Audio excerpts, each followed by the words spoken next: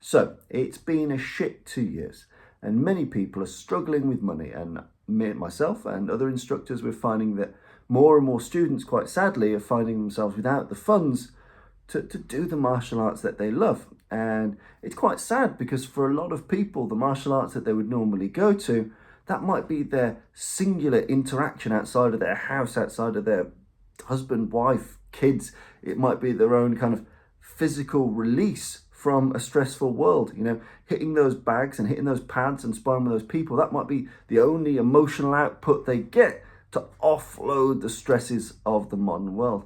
But people need to prioritize, and you need to look after your family, you need to be able to eat, and you need to be able to work. And these are very important things. And martial arts are a luxury. You're very, very unlikely in the Western world to get attacked.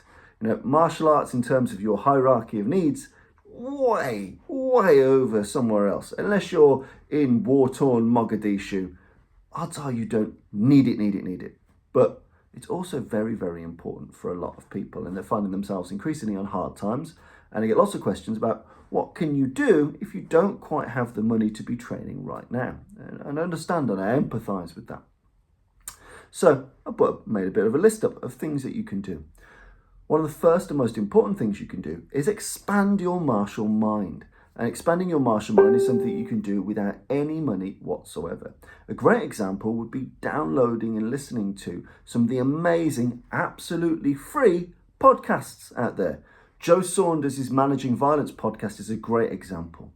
Without you paying hundreds of thousands of pounds and flying all over the world, you would never otherwise be able to access what's in the mind of Tim Larkin, of Tony Blauer, of Lee Morrison, of Jeff Thompson, of all the kind of leading lights in the industry, as well as some amazing MMA fighters and just brilliant people across the board. Unless you paid a lot of money, you would never access that content whatsoever. But with free podcasts like that, you can consume 3 to 4 weeks of brilliant insight for free. And that can do as much for you in your training as any other thing. So if you can take, if you took 2 hours a week to normally go to the dojo and you can't afford it, go sit in a room, bang out some podcasts. A really easy thing to do. And it's the same with YouTube channels. There is a whole plethora of YouTube channels of content that you can go to. My own YouTube channel is, if you were to watch and do and train in earnest every video I've done so far, you could train for 3 years. I have that much content on there for free. And that's just me. And mine is a very, very low demand channel. I've got about 10,000 subscribers. In the pecking order of the universe of martial arts, that's very small. There is so much free stuff that you can go out and consume. But podcasts, I think, are a brilliant way to access the minds of some very good leading lights without spending any money whatsoever. Another useful thing you can do is journal. If you have been training, you've been to seminars and you've been taught, take the time to write and go through that exercise of journaling. Write down things you remember from seminars, things you remember from classes, concepts, techniques, approaches, quotes, whatever you remember. And odds are, if you did used to go to seminars, you've probably got scraps of notes everywhere. How about you tidy those up? How about you digitize those notes? How about you get some of your seminar shit together? That's an important thing that you can do. But just being able to go back through your recall and put down what you've experienced, it's a very useful thing to do in lieu of training. Being able to emotionally and visually go back in time, remember that seminar, and try and visualize it. Close your eyes again, quiet room, the hour you would normally go to the dojo. Imagine you walked in. What did you do? What did you train? Who did you meet? What did you eat? All of these things are great mental exercises to get some of the good bits back from that seminar that you paid for. It's a really good thing to do. Another important thing that you can do is you can download something like a Kindle Reader app on your phone. And that will allow you to access the bajillions of free ebooks out there. Again, many of which have been written by martial arts leading lights. So whilst there are some that are paid for, there's a huge amount of free content, free ebooks that you can download without you having to pay for postage, packaging, the books themselves, all on one device. If you're watching this, you've got a connected device, you've got some access to the internet, you can access the martial minds of thousands of brilliant people. And you need to put time aside to do that, especially if you can't afford to train right now. It's a brilliant time. Another thing you can do is just bloody reach out to instructors. Most instructors are lovely. Most martial arts instructors are very nice people, and they will train you for free if you fall on hard times, or they'll cut the prices, or they'll help you attend less frequently if you need to cut your subs, do something else, cut a deal.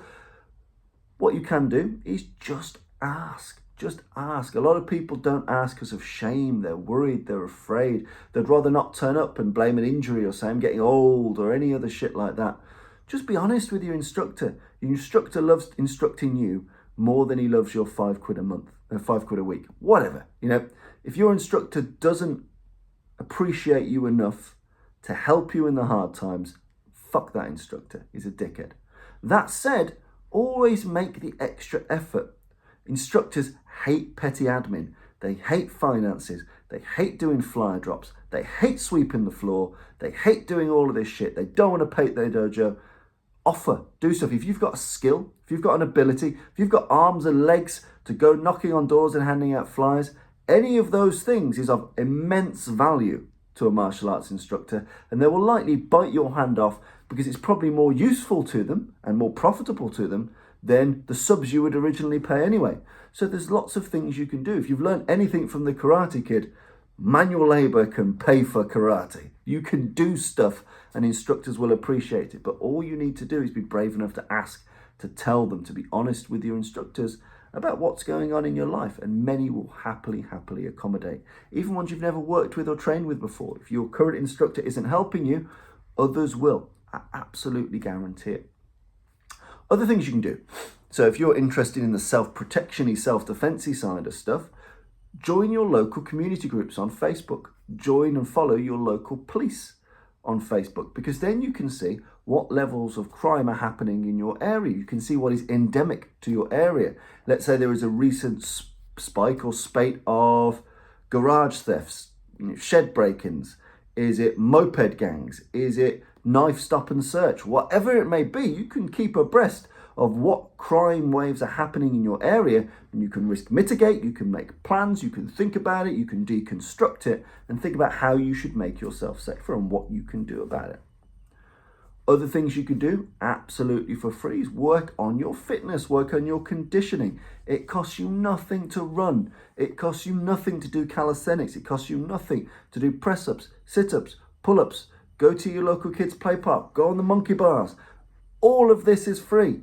And if you can't put in the time in the dojo because of expenses, take that same 90 minutes you'd have spent in the dojo and go run, go do press-ups, go do something. As I mentioned with the YouTube and the podcast, there is bazillions of elements of free content out there by some very well-informed people. So you can do stuff for free. It's an amazing thing to do so that you're in good condition, so that when you do come back to class, you're not fat, you're not lazy, you're not out of shape, you're not trying to cough up a lung. You get yourself in good condition. That's something you can do for free. Other things, solo drills. There are so many solo drills out there, especially after the pandemic. There was a big spate of single pad solo drills. Are they as good as working with a pad person? No, they're not. Are they as good as sparring a real person? No, they're not. Are they better than watching Coronation Street? Yes, they are. So look at all the solo drills you can do. You can use professional equipment if you've got mitts in your home. There's all manner of solo mitt stuff you can do. Working off the fence, learning how to hit really hard, different ranges. So much stuff you can do just with one mitt. And that could see you through many months worth of training. So there's stuff you can do. So go away and look up solo drills. The internet is full of them, especially after the past couple of months. And study groups. If you can't afford to join a club, but you're somewhat okay at stuff that you do, or you've got an interest that might be a bit niche, a bit weird, whatever, you have martial interest that you just want to experiment with, start a study group. So go on Facebook, go on the forums, go on your Kaizen forum, Combatives for All. There are hundreds of forums out there, hundreds of Facebook pages, hundreds of social pages. Put yourself out there and say, I want to do a study group on boxing for the street. I want to do a study group on, Brazilian Jiu-Jitsu outdoors, whatever the fuck you want to do, whatever you're interested in. I want to do a study group on medieval battle axe, whatever tickles your pickle. You can start a study group, and funny enough, there'll be other people that probably have a similar interest to you that will come and train with you, and then you've got a load of meat puppets you can train with for free that bring their experience to you for free. And you can go to a venue such as a park and train for free. So study groups are really important. And again, often instructors or more established instructors may help you and support you with what you cover in your study group. So there is no real excuse for saying, I've got no money and I can't train. You can cut a deal, you can make an arrangement, or you can do any one of the three things that I've just talked about. But I would say that train smart. I mentioned things like podcasts, I mentioned things like YouTube. There is so much information out there. You want to make sure that you're also a discerning shopper of that information. So for example, I would really recommend that you plan your own curriculum, your own development. And to do that, you might need to do a bit of an internal SWOT analysis. So strengths, what are your current strengths right now? Well, up to the last amount of paid training you did, have you been doing lots of boxing but not of grappling? Have you been doing tons of grappling but not of boxing? Have you done tons of kata but hardly any bunkai? Look at where your strengths are. What have you been good at and what are you feeling most proficient at? Look at your weaknesses. What has fallen by the wayside? What have you not trained in an age? And again, identify those weaknesses. What are the threats? So what are the threats? Well, one of the main threats is if you don't turn up to class and you don't do sparring, then your flinch reactions will come back. You'll start just being hit by stuff you shouldn't be being hit by. Your timing will come off. So the more you're training by yourself or with people that aren't as good as you, you'll start to have errors creep in, especially when it comes to speed, timing, distance. That will happen. And what are the opportunities out there that if you can't currently train with your normal class, maybe you want to develop an area that you hadn't done before. Maybe you look at some of the more sociological stuff, maybe some of the more psychological stuff, maybe some of the more criminological stuff. Maybe you want to look at different aspects of the art. Maybe you want to kind of do a study of one or two leading lights in the field, in any of the martial fields. There is so much for you to do. But if you do a bit of an internal SWOT analysis, you can plan out the best routes for you and the best things you can do. So in short, if you find yourself on hard times, that's shit. And I do feel for you because I love martial arts, and martial arts, when done well, shouldn't really be about money. Instructors should make a living, absolutely, but people should be able to access it ubiquitously. I firmly believe that. And so if you're struggling and you can't quite reach an arrangement, do some of the things I've mentioned for free. And by the time you go back, if you go back, and I hope you do, you will feel all the better for it. And you can walk into that dojo, into that club, wherever you go to, with your head held high, because you've taken the same block of time you would normally devote to your martial arts and done something martially useful with it. And there is lots to be said for still having some degree of confidence and control that you've looked after your own destiny and you've done something good. So go out there. There's a ton of things you can do in the martial world for free. Go grab it.